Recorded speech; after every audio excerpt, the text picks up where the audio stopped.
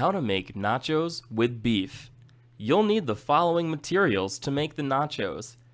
First, a shredded cheese. Any will do, however I recommend Mexican 4 cheese or sharp cheddar. You'll need ground beef. You'll need tortilla chips. Any will do, any of your choice.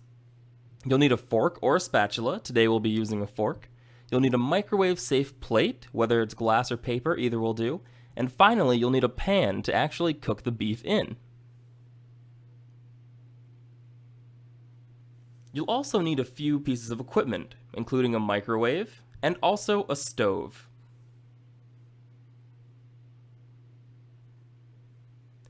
Step 1 of making the nachos: preparing the beef.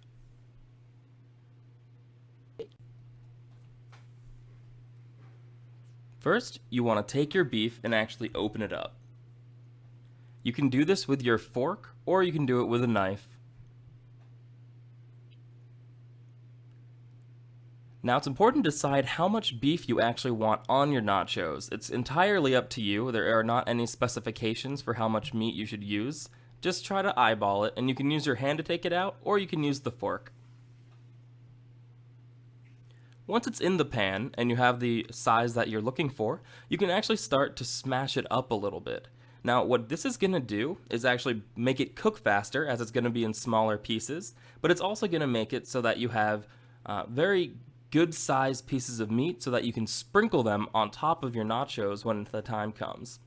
Now you want to turn on the stove to a medium-high setting, that way it'll cook up fast, but you want to make sure it's not too high, and that's why we're going with something like a 6 on the actual stove. Now we're going to cook the meat until it's browned.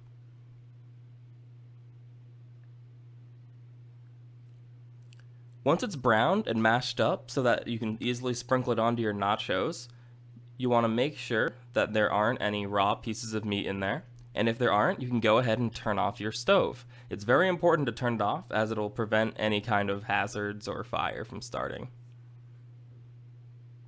Now you can just leave it and move on to the next step. Step 2. Putting it all together.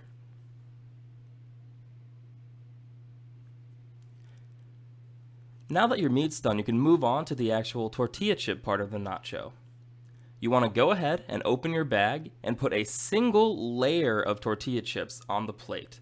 The reason you want to make sure that there's only one layer of tortilla chips is so that when you sprinkle on the extras like cheese and the meat, you want to make sure that you can get the cheese and meat onto every single chip.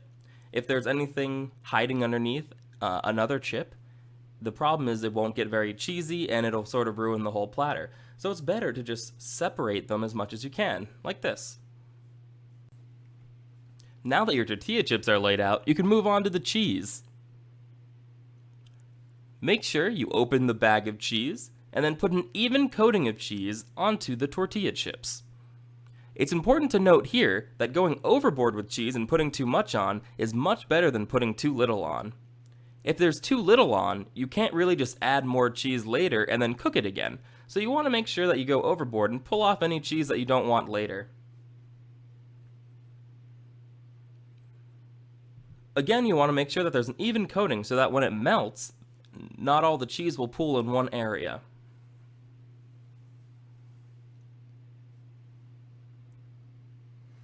Now we can move on to adding the beef. Take your pan that you had earlier on the stove and just mix it up a little bit. Then you can start using your fork to add any beef that you want.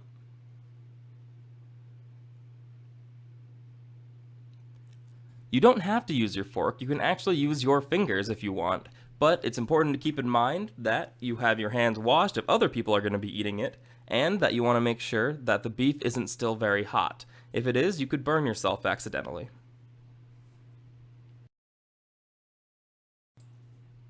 Step 3. Cooking the nachos. Now that your tortilla chips are all prepared with cheese and beef, you can put it in the microwave. Careful not to shift it around too much, or the cheese and meat might glob over to one side.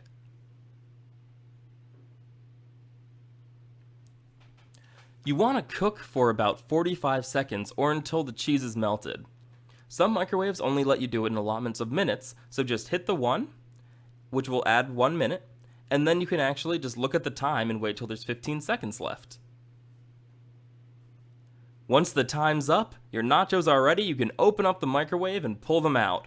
Be careful if you're using a glass plate, they can be extraordinarily hot if there's any cheese touching them. Your nachos are ready for you to eat.